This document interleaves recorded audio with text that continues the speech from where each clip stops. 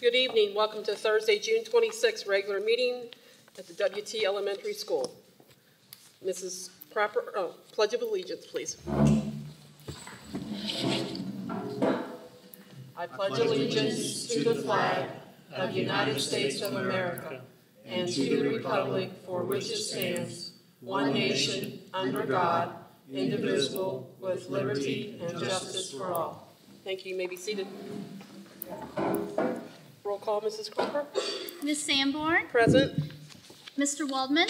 Present. Mr. Lewis? Present. Mrs. Brinkman? Present. Okay. Public comments, speaking to the board members, Don Hugenberg. General thoughts regarding board appointments.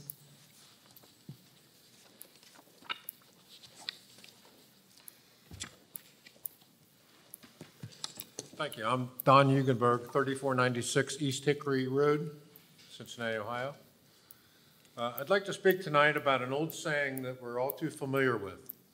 Can't see the forest for the trees. The unfortunate passing of one of our board members has left the board and the district in somewhat difficult situation. Since Mr. Burchard's passing, it seems that the board has been overly occupied with the task of appointing a replacement without success. 10 nominees, all resulting in a vote 2 for, 2 against. Really? Turning this over to a judge? Really? Frankly, it's counterproductive and a bit embarrassing. For the purpose of clarification, I will create names for the 2 factions of the remaining board members, about the kids and fiscal conservatives. And while I'm at it, I'll give myself a name, concerned taxpayer, member of the district. But for brevity purposes, I'll just call myself concerned. What the fiscal conservatives don't realize is that if an About the Kids board member is appointed, the budget won't be busted. There's really no money to foolishly spend anyway. What the About the Kids don't realize is that in 5 short months, there's another election with at least 2 positions up for vote. I say at least because this issue may not be resolved by then. What Concerned does realize, being a middle-of-the-road conservative, is that the fiscal conservatives have already accomplished their purpose. 3 failed levies have forced the About the Kids to get their financial ducks in a row, and they have. This is all the fiscal conservatives wanted anyway.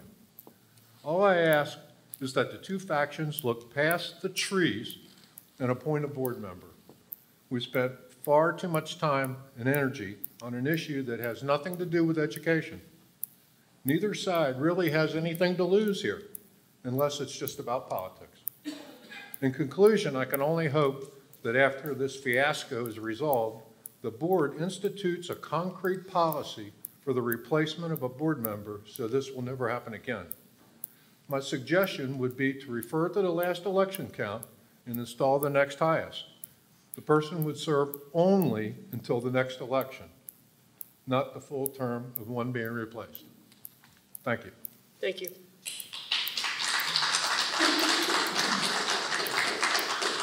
Patty Halls, remarks about the funds brought back specials, art, music, PE, extended the day care, move classroom hours, and reduce pay to pay. I'm sure. Hello, my name is Patty House. I live at 818 Pickett Way, Cincinnati, Ohio, 45245. I'm a resident of West Claremont, I'm a graduate of West Claremont, and I'm an employee of West Claremont. I am a teacher. Several people have asked about the surplus of funds that allowed West Claremont to bring back the limited encore/specials to the elementary. It is my understanding the money came from teacher pay freeze and concessions, the increase in out-of-pocket expense West Claremont employees must pay for benefits, money from the state and property taxes. I just really would like to eliminate the confusion that the public has that they have approached me with. Hopefully I'm correct. Thank you.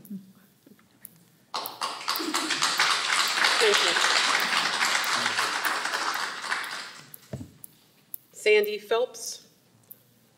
Do more with less, and cooperation and compromise.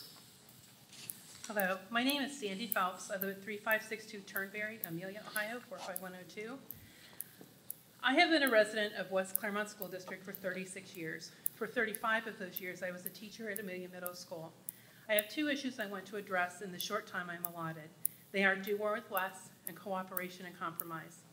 In 1978, when I was a first-year teacher, the underlying theme of the school district was do more with less, because we were low on funds and levies had not been passed after several attempts. I found that throughout my career, that theme prevailed. The teachers in this district have remained professional in dealing with the ever-increasing demands. They spend their own money on classroom supplies for themselves and for their students, who for various reasons don't have the supplies they need. The teachers are required by law to continue their education throughout their careers, and unlike other professionals, they pay for this education without help from their employers. I would like the members of the Board of Education, as well as members of the community, to please realize that teaching is not just a job, it is a profession. When I started teaching, teachers were respected, trusted members of the community. I am not sure exactly when that sentiment changed. Teachers are under constant attack by people who politically want to make them the enemy, instead of trying to work together to help improve education. Over my 36 years in this district, the faces have changed, but the underlying theme is still do more with less.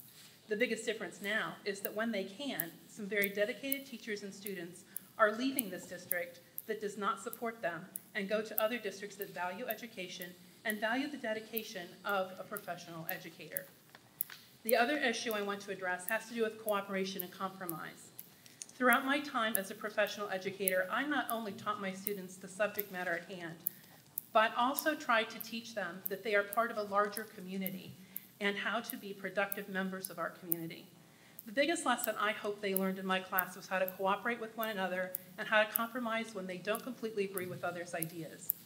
We all teach our children that they can't always be the winner, and not all of their ideas are going to be fully accepted by others in their group. But if they are willing to cooperate with their peers and compromise on issues at hand, they can create a stronger plan or a better product. I'm sorry to tell you that after attending the past few Board of Education meetings, our board members are not getting very high marks. Your lack of cooperation and compromise is not only setting a bad example for our students, but also tearing our district apart. I would like to request that you put your personal feelings about having to win it all aside and learn, like my students, to cooperate and compromise in order to get our district back on track to being productive for our children and for our community. Thank you. Thank you.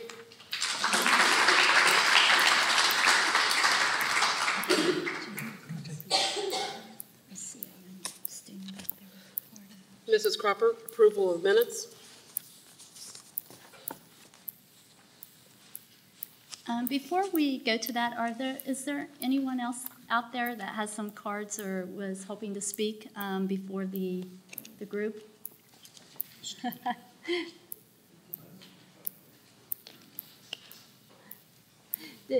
Sorry, I think we have a student that wanted to speak, and I saw him standing back there with his cards, but did you happen to fill out a... Oh, great, thank you. Thank you.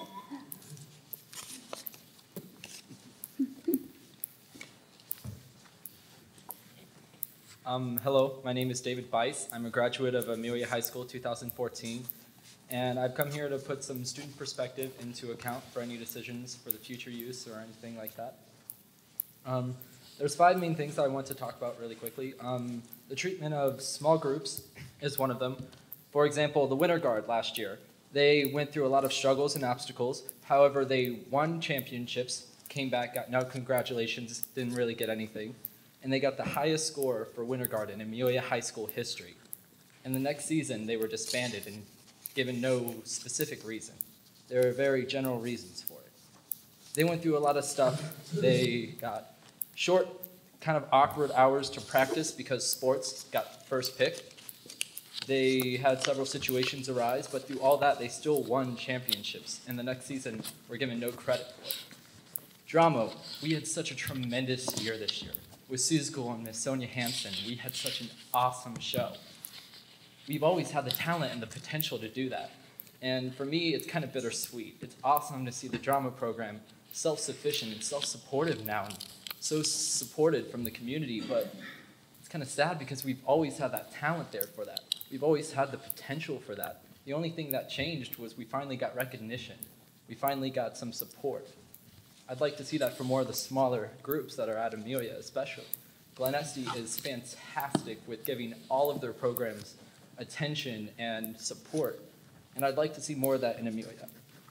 25% of Amelia's yearbook was just sports. The others was all the grades photos, all the staff photos, all the event photos, and the smaller groups. It's not hard to give support to all of the groups, including athletics. Glen Estee is a prime example of that. I'd like to see that worked more at Amelia. Classes offered. There are a lot of classes that we would like to see at Amelia and Glen Estee and the whole district. Life skills like economics and finding bank accounts and checkbooks and money management, loans, how they work. We have a government economics class, yet government was focused on, and economics, all we got was a few Dave Ramsey videos and a couple of packets. I'm sorry, but that's not what I need to learn how to live my life, especially with money management. We have a lot of great classes though, and I remember being in 8th grade and I was handed this high school schedule and given no information about all the programs or anything, just told to pick a class.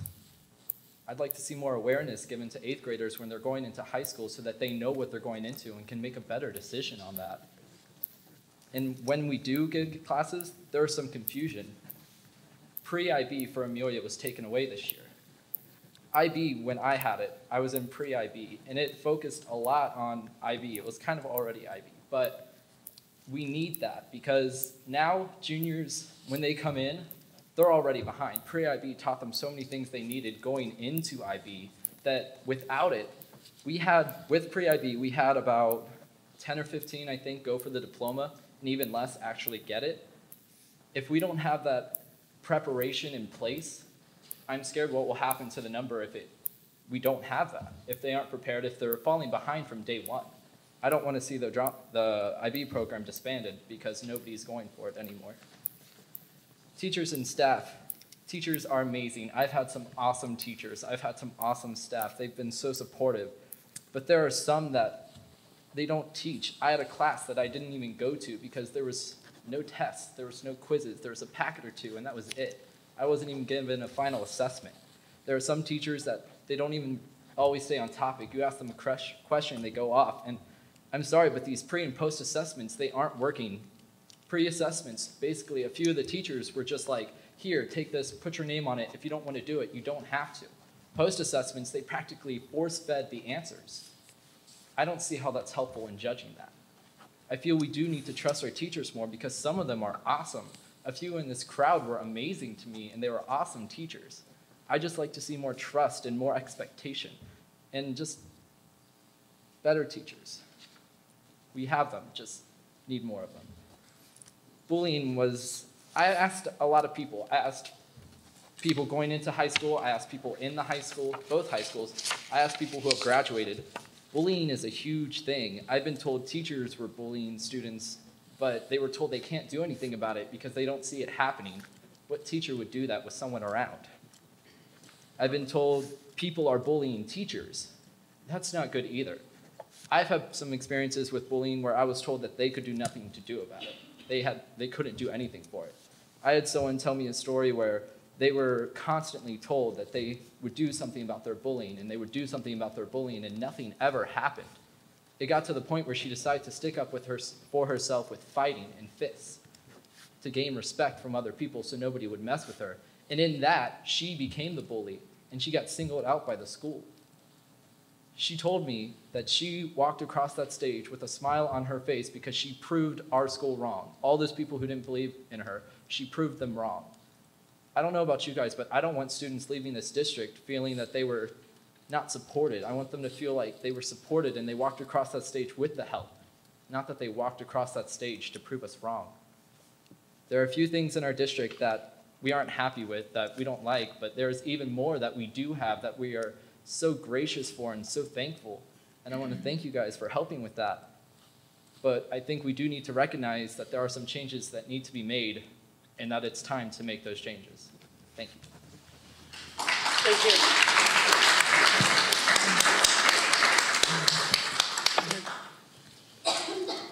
Mrs. Cropper, approval of minutes. First item on the treasurer's agenda this evening are the minutes from the last regular meeting, which was held June 9th. I respectfully request that you approve those as presented. You've heard the recommendation from Mrs. Cropper. I'll put that in form of motion and ask for a second. Second. Discussion? Roll call. Ms. Sanborn? Yes. Mr. Waldman? Yes. Mr. Lewis? Yes. Mrs. Brinkman? Yes. Motion carried. Treasurer's business, donations. The district received a couple of very generous donations during the last month. The first one was from Ken Glassmeyer. He donated $200 to Glen Estee High School for the purchase of new microphones for the Performing Arts Center. In addition, Buffalo Wild Wings donated $108 to the Glen Estee Dance Club to use in their program. As Ohio law requires, I respectfully request that you approve these donations as presented. You've heard the recommendation from Mrs. Cropper. Do I have a motion? So moved. And a second? Second. Discussion? Roll call, Mrs. Cropper. Mr. Lewis? Yes. Mrs. Brinkman? Yes. Mr. Waldman? Yes. Ms. Sanborn? Yes. Motion carried. 2014 final appropriations. The next three items on the board agenda has to do with closing our fiscal year, which closes June 30, 2014, and also opening our next fiscal year, which starts July 1. The first item on the agenda are the 2014 final appropriations. As you can see, the final appropriations amounted to just under $77.2 million. General fund appropriations were reduced from those that were originally passed in September by $2.5 million. The district has spent a lot of time looking under every rock. There were administrative positions that went unfilled. Health insurance came in at an increase of only 1% on our premiums, as well as the cuts that were made to the staff's share of the premium. All those things contributed to the reduction. In addition, we are just kind of busy closing the books right now, and the final payroll was just rolled yesterday, so we haven't had a chance to bring you the actual statements and go over what's into them. But I need to tell you, this was an amazing year. I've been here for 9 years, and I'm here to tell you, revenues went up by 5.7%. This is only, out of the 9 years I've been here, this is only the third time that we've seen a revenue increase in a year. And the other two times, once was 1% and once was 1/3 of 1%. So this is huge. And this is definitely helping us on our way to financial recovery.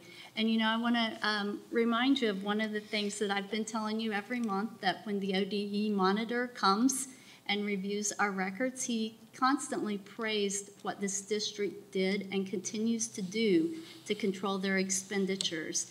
Both ODE and the State Auditor of Ohio has praised our expenditure control, and ODE did tell us it's a revenue problem. So it's not a big surprise that as our revenues have started to increase a little bit, our financial position is improving. That said, I don't want to mislead anyone into thinking we are on stable footing. We are far from having 2 to 3 months of revenues on hand, but we are no longer in danger of being at a zero or in deficit spending. So this is definitely a step in the right direction. We've got a long way to go. That said, I respectfully request that you approve these appropriations in the final amount of $77.2 million. You've heard the recommendation from Mrs. Cropper. Do I have a motion? So moved. And a second? Second. Motion and second. Discussion? Roll call, Mrs. Cropper. Mrs. Brinkman? Yes. Mr. Lewis? Yes. Ms. Sanborn? Yes. Mr. Waldman? Yes. Motion carried. 2014 advances. Next item on the treasurer's agenda are the advances that are due at the end of the year and during the year ended fiscal year 14. As you know, state and federal grants are reimbursable type grants. When we request that reimbursement, we can also request an extra 10% so that we have a little bit of cash on hand. However, state law says that no fund can be in a negative situation at the end of the year. So therefore, at the end of the year, it's the general fund must advance money, loan money to state and federal grants that are in a deficit situation.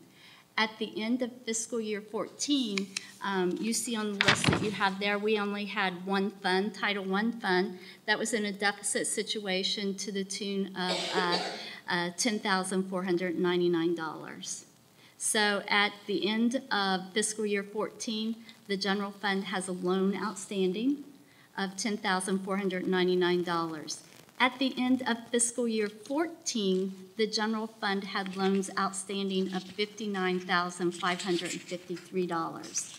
And what you see on your advances, you see that money was returned to the general fund during the 14 year. And you also see the various funds listed that were in a deficit situation to which we received the money from the state or federal grant during the 2014 year. So this is just simply a on-paper loan that's a book requirement and obviously a fairly small amount. The $10,499 is included in the appropriation that you just passed. So I respectfully request approval of the 2014 advances. You've heard the recommendation from Mrs. Cropper. Do I have a motion? So moved. And a second? Second. Discussion? Roll call, Mrs. Cropper? Mr. Waldman? Yes. Mr. Lewis? Yes. Ms. Sanborn? Yes. Mrs. Brinkman? Yes. Motion carried. 2014 transfers. Next item on the list are the transfers during the fiscal year 14. This is a transfer from the general fund to district managed activity in the amount of $166,803. This transfer is necessary to cover the shortfall in athletics, the shortfall between the paid-to-play amount versus coaches' salary and benefits district-wide. This is exasperated by the fact that the state auditor had us move the AD's salaries into the 300 fund. I think they had good reasoning at that time. They wanted us to make sure that we matched expenses with revenue. I will tell you that that is unusual in any school district for athletic directors to be paid out of the 300 fund. And I did kind of survey our county and our surrounding school districts in Hamilton County. In discussing that with the state auditor, when they were in for the performance audit, their reasoning was that the other districts' fees weren't as high as ours, and since our athletic fees were so high, we needed to put all costs in Fund 300. The reason I'm going through this long-winded explanation is because I'm thinking that as we go forward into fiscal year 14, we may want to rethink that. We have reduced our pay-to-play fees. I do not believe that it was ever the board. I know it was not the administration's idea that the students would be charged to cover the athletic director's salaries. So I think that's a long way of saying I will be coming back to you later in the fiscal year.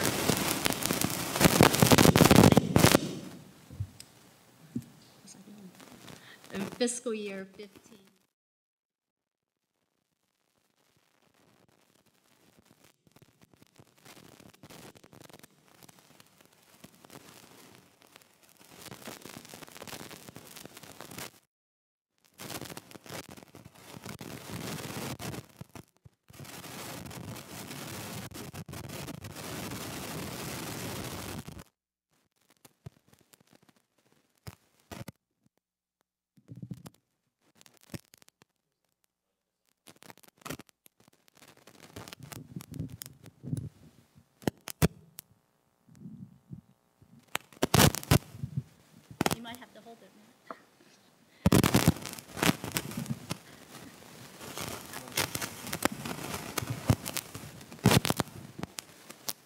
as I said, that long-winded explanation, if you could remember what I said a few minutes ago, is just due to the fact that I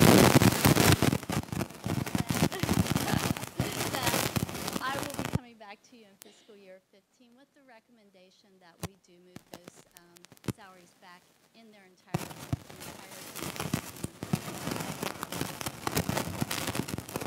That said, I respectfully request that you approve the transfer.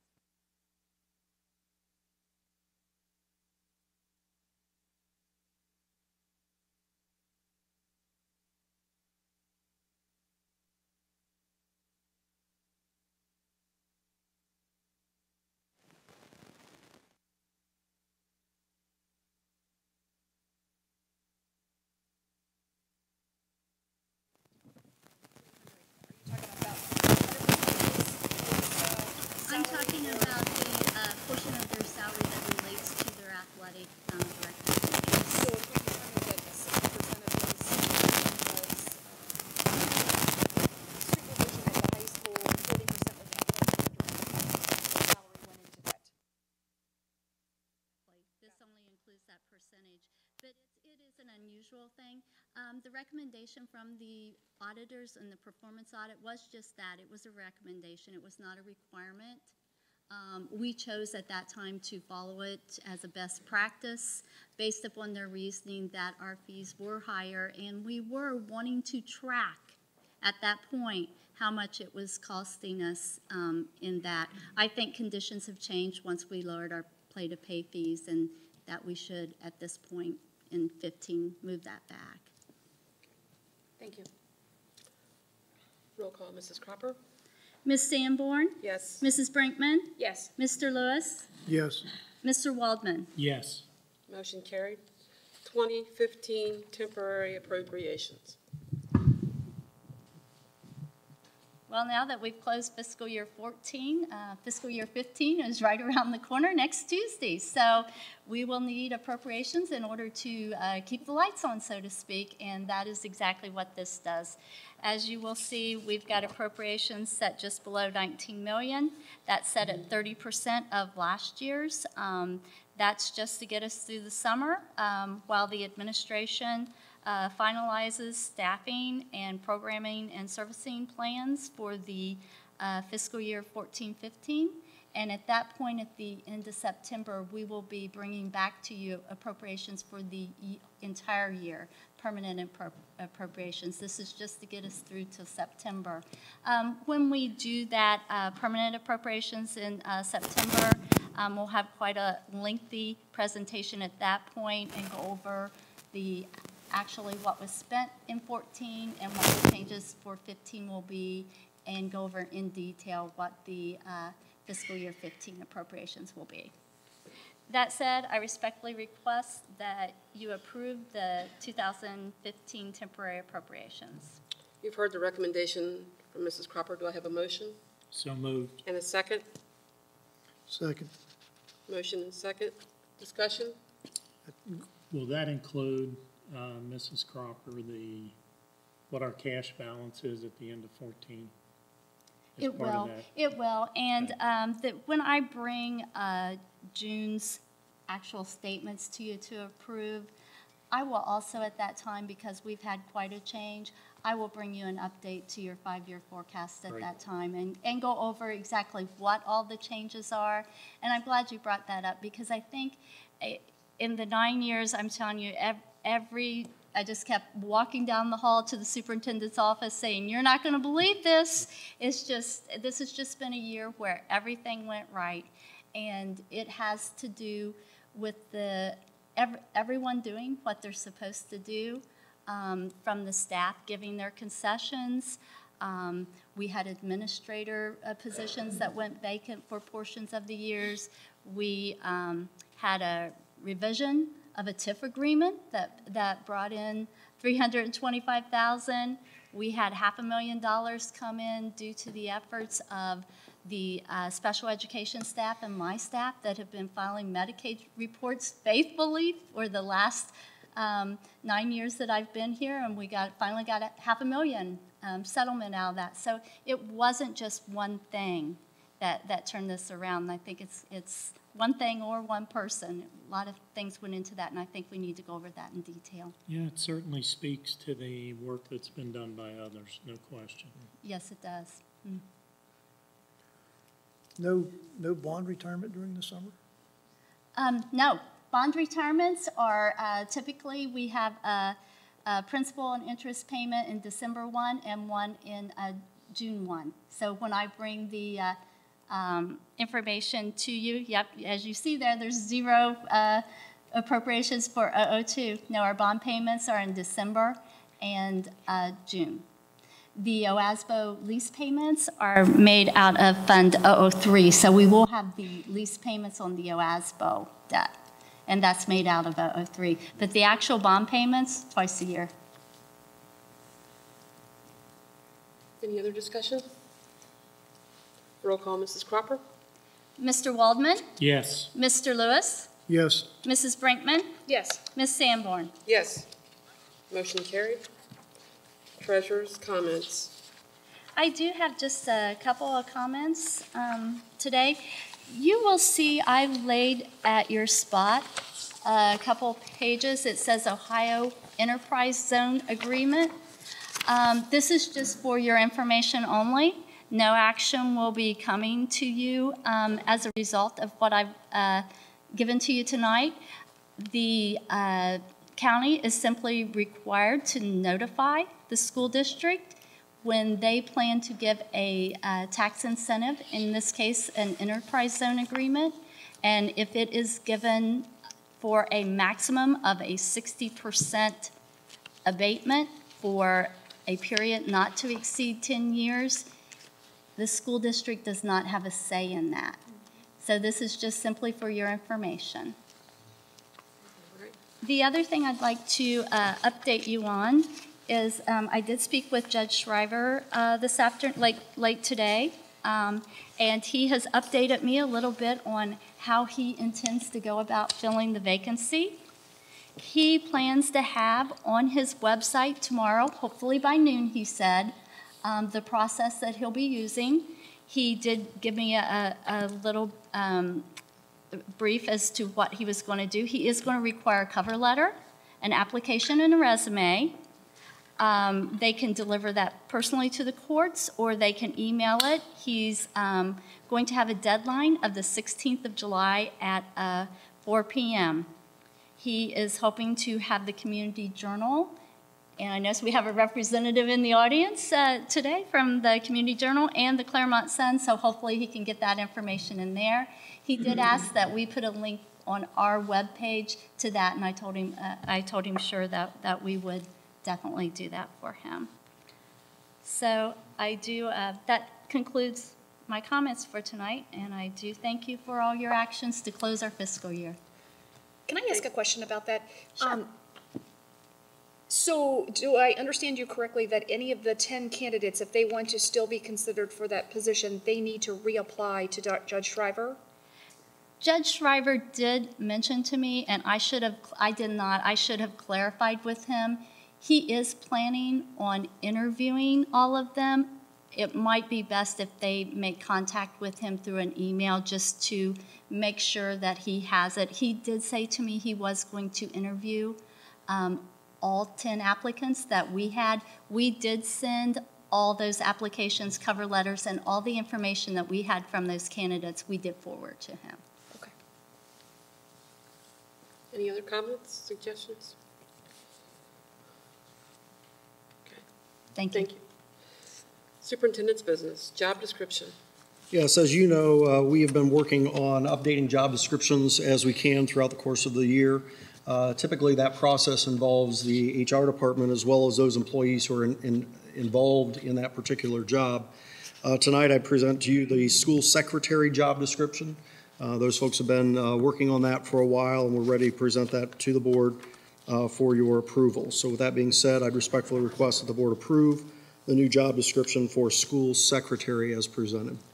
You've heard the recommendation from Dr. Klein. Do I have a motion? So moved. And a second? I'll second. Discussion? Roll call, Mrs. Cropper? Mrs. Brinkman, Yes. Ms. Sanborn, Yes. Mr. Lewis, Yes. Mr. Waldman. Yes. Motion carried. Dr. Klein, personnel.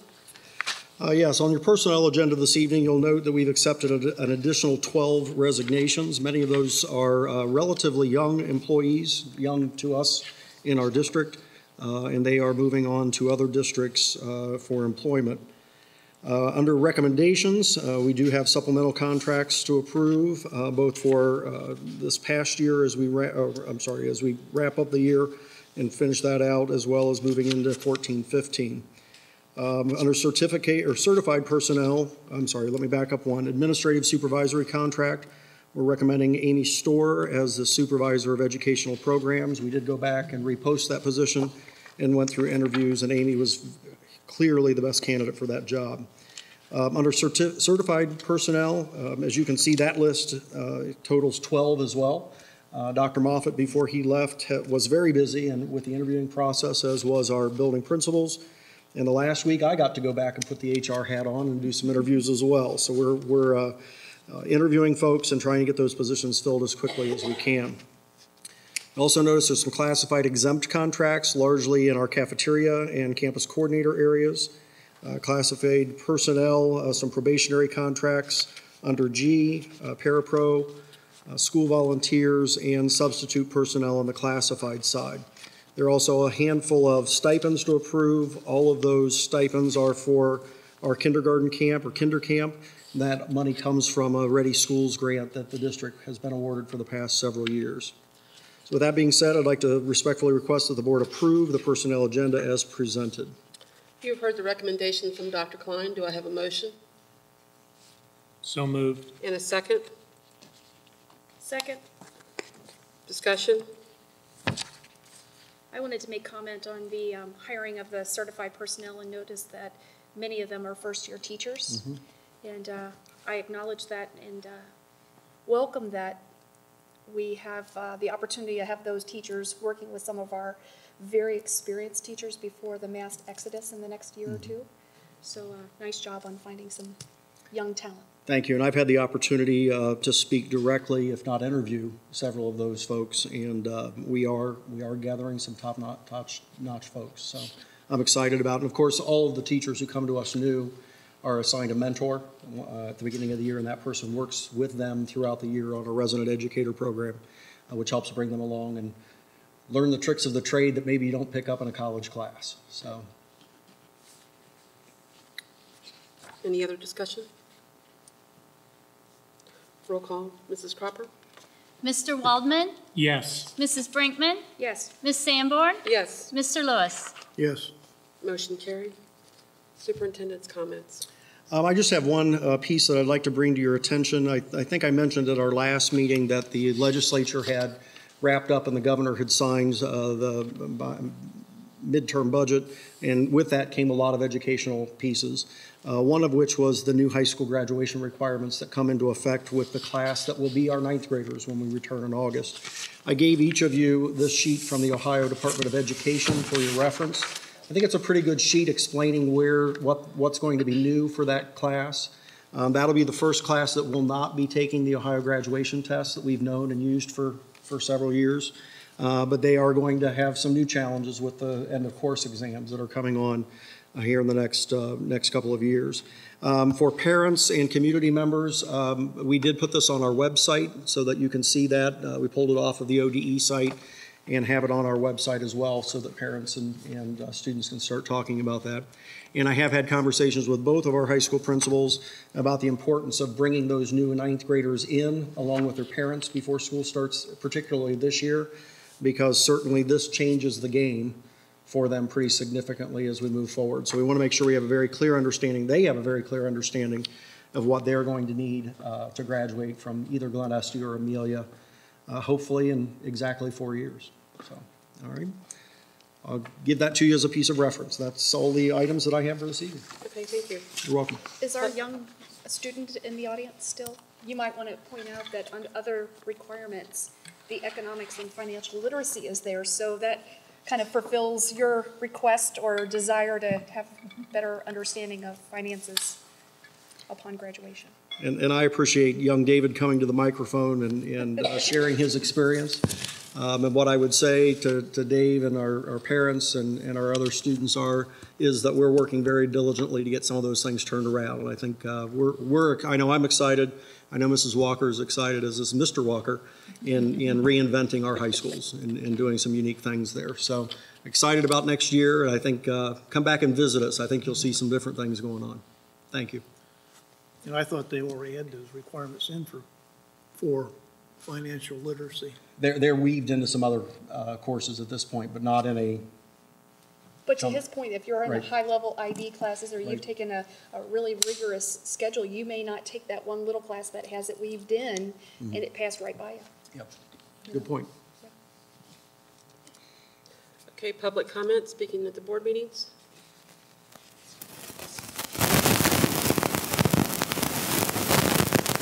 Board business, law firms.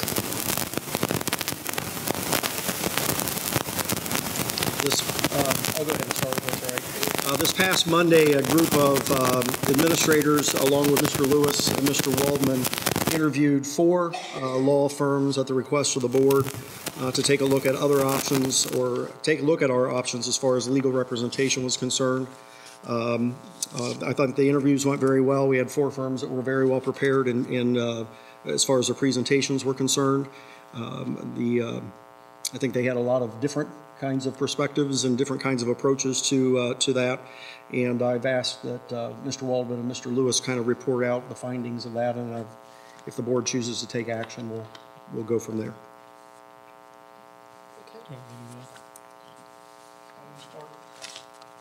The one firm that we pretty much all agreed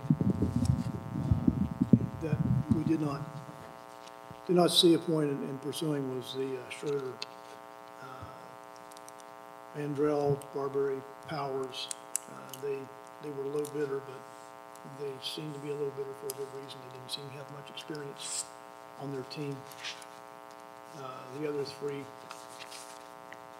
all brought different things to the table, and were all good in their different ways. One we have right now has got a very deep bench. I didn't like a couple of their answers, especially on the labor side. The team from Akron, I think, had a deep bench as well, but they're distant from here. And the local team lacked a little bit of experience, but I think they gave the best answers in a couple of areas. And plus, they're just around the corner from us. I would prefer we hold off on this until such times we get our 5th board member to make any decisions, because I doubt that we'll come to an agreement.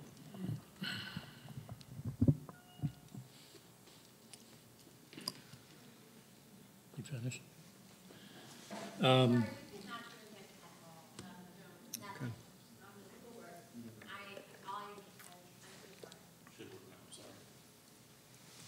Do you want to go over that again? Try again. The one firm we all agreed, everybody in the meeting agreed that the one firm was, even though they were low bidder, they were low bidder for a good reason. They did not seem to have really any good experience in the areas we need. The current one that we're using right now has a very deep bench, a lot of people available, but I didn't particularly care for a couple of one area very important to me. I didn't like their answers, and another one I don't think they were questioned very much on, because we have used them. The firm from Akron had a very deep bench, and I think they might be okay, but they're in Akron, and even though they have a Cincinnati office here, they didn't seem to have what we need in a Cincinnati office. To any great extent, the 2 labor people were going to come from Akron, which is 3.5 hours away. The local firm, I really liked their answers in the 2 areas where they had the experts there, but they don't have a very deep bench, but I think they're around the corner, and they've proven themselves in other areas, including a recent win at the Supreme Court for First Amendment rights. But right now, I think the best thing we could do is table this until such time as we get our 5th member.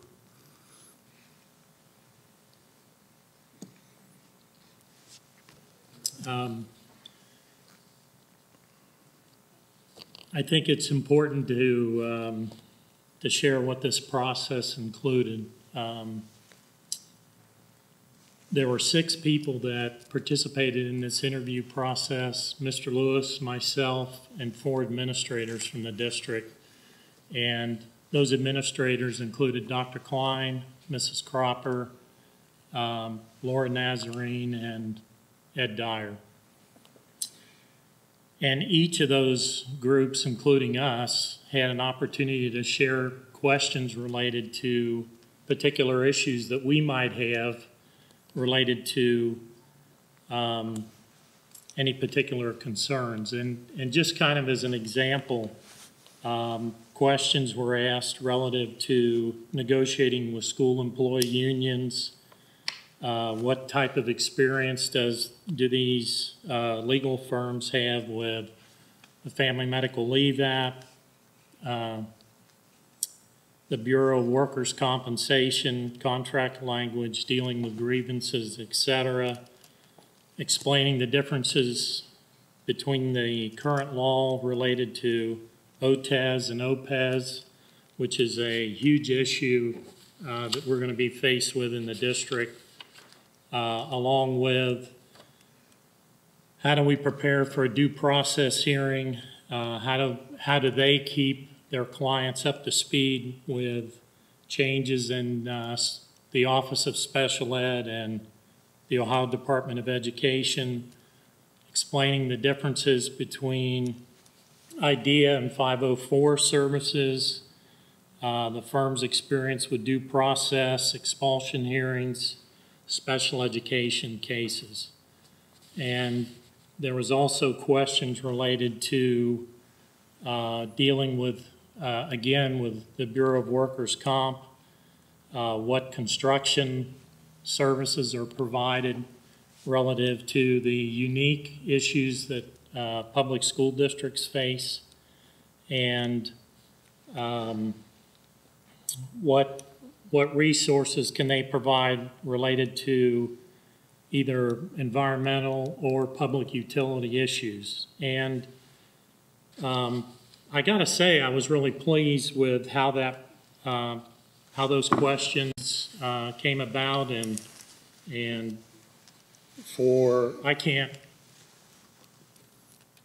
I can't say that there was a consensus, but certainly of the 6 members that were part of that interview process, 5 of us were in agreement that there was really no need to make a change with the current legal firm that we utilize, which is Brickler and Eckler.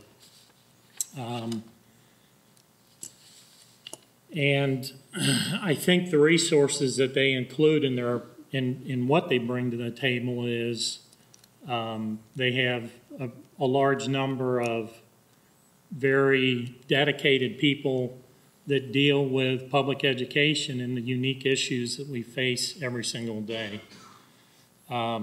So there were 5 that were certainly in consensus that there's really no need to make a change. What concerns me is when questions come up relative to if you're hired, who do you work for? And is your firm prepared to help us eliminate tenure for all future teachers? Are you prepared to help us negotiate changes in the current salary structure? This means elimination of step increases for longevity and more education. It also needs to include pay for performance so that we can reward the best teachers, workers.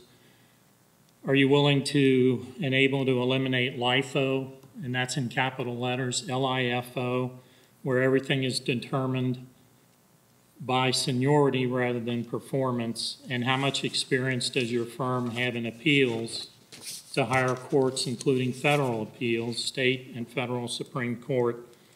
I think it speaks to that we have folks that certainly have an agenda, and it has little to do with what's good for our kids. And so I think that's a perspective that needs to be included in this process.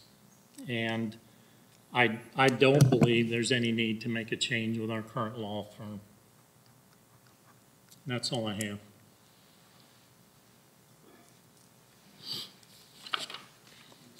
Anyone else want to discuss?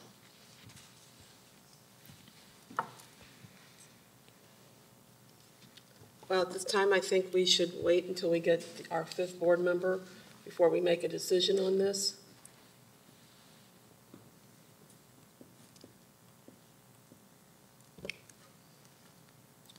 What Maybe is just put a motion forward. I move the table till we get a 5th member. I second that motion.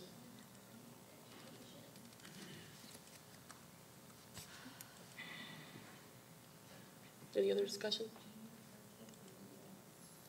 Roll call, Mrs. Cropper? Mr. Lewis, Yes? Ms. Sanborn? Yes. Mrs. Brinkman, Yes. Mr. Waldman. Yes. Motion carried. Board comments? Executive session? I had a couple questions before we adjourn.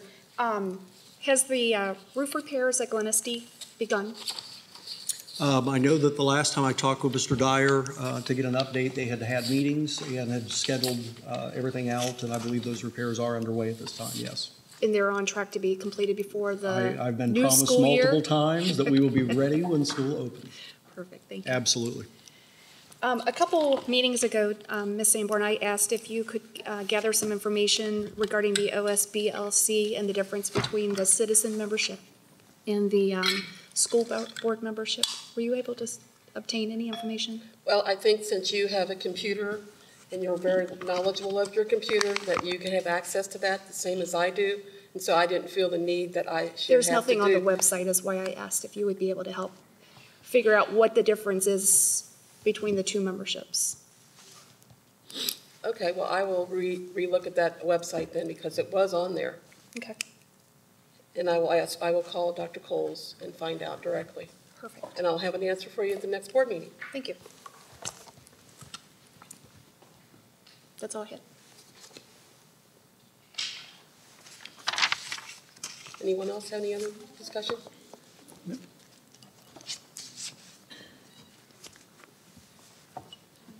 Motion to adjourn, So moved. and a second. Second.